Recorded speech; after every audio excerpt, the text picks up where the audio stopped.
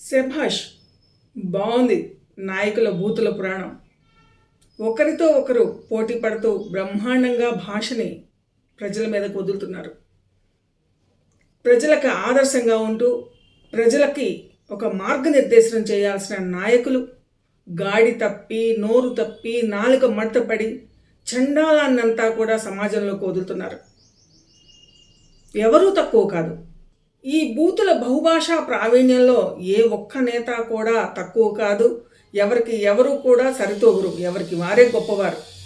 వారు మాట్లాడిన మాటలను వారికే ఒకసారి వినిపిస్తే ఎలా ఉంటుందో చూపిద్దామా మరి.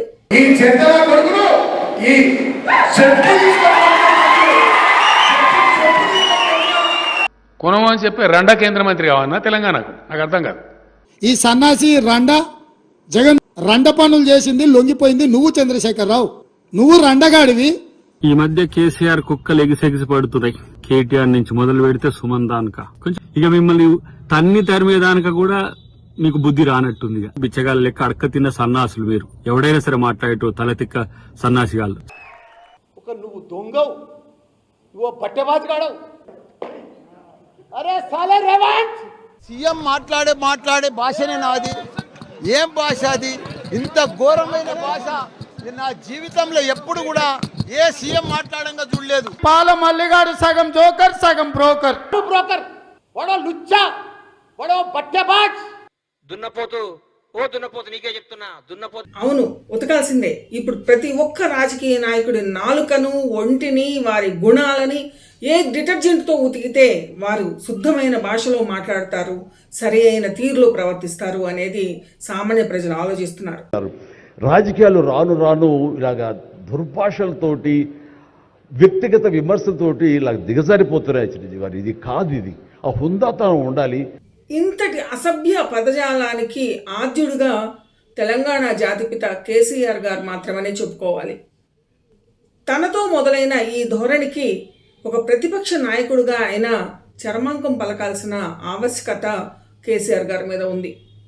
ఒక ముఖ్యమంత్రి హోదాలో ఉన్న వ్యక్తి అసభ్య పదజాలాన్ని వాడడం అనేది ఎంతవరకు న్యాయం అంటూ గింజుకుంటున్న ప్రతిపక్ష నాయకులు, ముఖ్యమంత్రిగా ఉన్న కేసీఆర్ ఒక కేంద్ర మంత్రిని పట్టుకుని అదే భాషను ఉపయోగించడానికి సమాధానం ఏం చెప్తారు? కేసీఆర్ తెలంగాణను తీసుకువచ్చి ఆనాటి నుంచి ఈ బురదనంతటినీ కూడా మురుగు కాలంలో వదిలినట్టుగా వదులుతూ అదే అశుద్ధాన్ని, అదే మురుగుని ఆస్వాదిస్తూ ఇప్పుడు మార్పు తెస్తానన్న ఈ నాయకులు కూడా కొనసాగించటం తెలంగాణ ప్రజల దౌర్భాగ్యం. మిమ్మల్ని ఏ చెప్పుతో కొట్టాలి, మిమ్మల్ని ఏ భాషతో తిట్టాలి, ఏ రోటికాడి పాటకి ఆ రాగం అందుకునే నాయకులు ఈ రోజున నీతులు వల్లేస్తున్నారు. కోమటిరెడ్డి విషయానికి తీసుకుందాం. అసలు కాళేశ్వరం ప్రాజెక్టే శాస్త్రబద్ధం కాదు అని చెప్పి ఆయన మాట్లాడుతున్నారు. మరి ఈయన ఏం చేశారు? ఆ 10 ఏళ్ల కాలంలో 2016లో మొదలైంది కాళేశ్వరం ప్రాజెక్టు. 3 ఏళ్ల కాలంలో కాళేశ్వరం ప్రాజెక్ట్ అనేది అందుబాటులోకి వచ్చింది. ఈ 3 ఏళ్ల కాలంలో అదే పార్టీలో ఉన్న కొండా సురేఖ ఏం చేశారు? ప్రతిపక్ష నాయకులుగా ఉన్నటువంటి కోమటిరెడ్డి ఏం చేశారు? దశాబ్దాల పాటు ఎమ్మెల్యేగా, మంత్రిగా పనిచేసినటువంటి కోమటిరెడ్డికి దీనికి సంబంధించిన పూర్తి సమాచారం తీసుకుని వచ్చి ప్రజల ముందు ఉంచడానికి అప్పుడు సమయం చిక్కలేదా? అదే పార్టీలో ఉన్నటువంటి కొండా సురేఖ ఇది అవినీతికి దారితీస్తోంది అని చెప్పని ప్రజల ముందు ఆ అవినీతి చిట్టాను ఉంచడానికి ఆవిడకి అప్పుడు వీలు కాలేదా? అదే పార్టీలో అంటకాగి ఇప్పుడు లిక్కర్ రాణి అనంటూ ఒక ఎద్దేవా మాటలు మాట్లాడడం అసహ్యంగా అనిపించటంలా? ఏ విధంగా ఈ నాయకులకి గుణపాఠం చెప్పాలి? అది అధికారంలో ఉన్నా, ప్రతిపక్షంలో ఉన్నా. ప్రజలను ఏ తోవకు తీసుకువెళ్తున్నారు?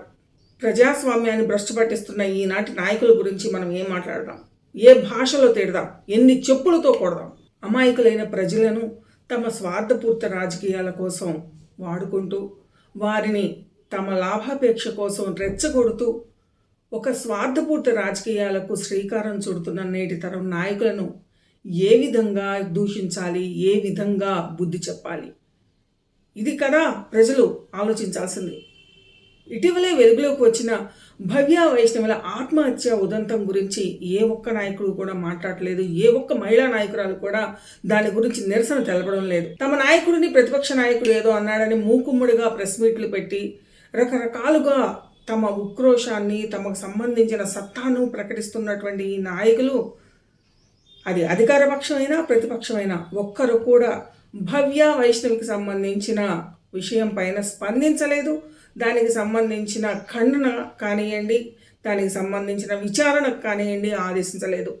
అలాగే తాంబూలాలు ఇచ్చాం తన్నుకు చావండి అన్న ధోరణిలో ఆర్టీసీ ప్రయాణం మహిళలకు ఉచితం అనేసి ఒక ప్రకటన చేసి అది అసలు ప్రజలకు ఎంత అనువుగా ఉంది, ఏ విధంగా వారు సౌకర్యంగా ఫీల్ అవుతున్నారా, లేదా వారికి ఎటువంటి ఏమన్నా ఆటంకాలు ఎదురవుతున్నాయా అనే ఏ విధమైన విశ్లేషణ చేయకుండానే మహిళలకు వరం అంటూ ఇచ్చిన ఈ అవకాశం మరొకరికి అంటే ఆటో వారి జీవితాలకి అదొక పెద్ద సమస్యగా పరిణమించినప్పుడు ఆటో డ్రైవర్లు 15 మంది దాకా ప్రాణాలు కోల్పోయినా ఎటువంటి స్పందన లేని ఈ ప్రభుత్వంలో తమ నాయకుడిని ఒక మాట అన్నారు అన్నందుకు మూకుముడిగా ప్రతిస్పందన ప్రతి సవాళ్లు విసురుతున్నారు. కొండా సురేఖ, ములుగు సీతక్క వీరందరూ కూడా మంత్రులుగా తమ బాధ్యతలు నిర్వహించిన వారే, మహిళలకి సంబంధించిన శాఖలను నిర్వహించిన వారే. కానీ తమ హయాంలో 2 చిన్నారులు బలవన్మరణం పొందడం అనేది దాని వెనకున్న మిస్టరీ ఏంటి, నిజాలేంటి, దానిపైన దృష్టి పెడదామనే ఆలోచన ఈ మహిళా నేతలకు రాకపోవడం నిజంగా విషాదం. అలాగే నిరుద్యోగ సమస్యను తీర్చాలంటూ గత ప్రభుత్వం మీద ఒత్తిడి తెచ్చిన నేటి నేతలందరూ కూడా అదే నిరుద్యోగ సమస్య గురించి ఒక్క మాట మాట్లాడరు. ఫుడ్ స్టాల్ పెట్టుకున్న ఒక ఆవిడ, కుమారి ఆంటీ ఎవరో ఆవిడ పేరు, ఆవిడదేదో ఇష్యూ అయితే స్పందించిన ప్రభుత్వం ఇంతమంది స్టూడెంట్స్ ఒక యూనివర్సిటీ మొత్తం అల్లాడుతున్నామన్నా, మా స్టూడెంట్స్ ఇంతమంది అల్లాడుతుంటే ఎందుకు స్పందించట్లేదన్నా? మేము గవర్నమెంట్ కి వ్యతిరేకం కాదు, గత ప్రభుత్వం అక్రమాలు ఆగడాలు చేస్తున్నప్పుడు ఇప్పుడున్న గవర్నమెంట్ లో ఉన్న వాళ్ళే కదన్నా స్టూడెంట్స్ కి న్యాయం కోసం కొట్లాడిరు. మీరు అక్రమ కట్టడాలు ఎట్లా కడతారు, అది ఎట్లా కడతారు, స్టూడెంట్స్ కి అన్యాయం జరుగుతుంది, మీరు కొట్లాడిన వాళ్ళు మీరు గవర్నమెంట్ లో పోయిరు, ఇప్పుడు మా గొంతు మీకు ఎందుకు వినబడతలే అని అడుగుతున్నాం. రాజేంద్ర నగర్ అగ్రికల్చర్ యూనివర్సిటీకి సంబంధించిన విద్యార్థులు ఎన్నో రోజులుగా నిరసన వ్యక్తం చేస్తున్నారు. ఎంకి పెళ్లి చూపిచావుకు వచ్చింది అన్నట్లుగా కుమారి ఆంటీకి ఒక వాగ్దానం చేయగానే ఆవిడ మాట ముఖ్యమంత్రి వింటాడు అని చెప్పని వారందరూ వచ్చి ఆవిడ మీద నిరసనకు దిగటం అనేది అదొక రకమైన విచిత్రమైన పరిణామం. నా మార్కు చూపిస్తాను అనంటూ ప్రతిన పూనిన రేవంత్ రెడ్డి రాష్ట్ర గీతాన్ని మార్చారు, రాష్ట్రానికి సంబంధించిన నెంబర్ ప్లేట్లను మార్చారు. అలాంటప్పుడు సమాధానం దొరకని, సహాయం అందని బడుగు జీవులు కానీ, విద్యార్థులు కానీ, నిరుద్యోగులు కానీ, మహిళలు కానీ, ఆ పసిపిల్లల తల్లిదండ్రులు కానీ మిమ్మల్ని ఏ భాషలో తిట్టాలి? పోనీ ప్రతిపక్షంగా నిల్చున్న వారైనా బడుగు జీవులకు సంబంధించిన ఆలోచన విషయంలో గళమెత్తడం కన్నా కూడా తమ నాయకుడిని ఏమన్నా మాట అంటే ఆ విషయానికి సంబంధించిన సవాళ్ళు ప్రతి సవాళ్ళు విసురుకోవడంలోనే చాలా బిజీగా ఉండిపోయారు. ఇక మల్లారెడ్డి విషయానికి తీసుకుందాం. భావి తరానికి బాటలు వేసే విద్యా సంస్థలు నిర్వహిస్తున్న ఆయన ఒక మంత్రిగా, ఒక ప్రజాప్రతినిధిగా ఆయన నోరు ఏనాడు కూడా నియంత్రణలో ఉండదు. తొడలు కొట్టడం దగ్గర నుంచి మొదలుకొని అసభ్య పదజాలాన్ని వాడడంలో ఆయన సిద్ధహస్తుడు. నిజంగా తెలంగాణ సమాజం కోసం కానీ, తెలంగాణ భవితవ్యం కోసం కానీ, తెలంగాణ యువతకి సంబంధించిన ఒక సంక్షేమం కోసం ఆలోచించే నేతలైతే మారాల్సింది ముందు మీరు. ముక్కుపచ్చలారని భవ్య వైష్ణవుల అర్ధాంతరపు చావు, ఆ తల్లిదండ్రుల శోకం మీ దాకా చేరుతోందా?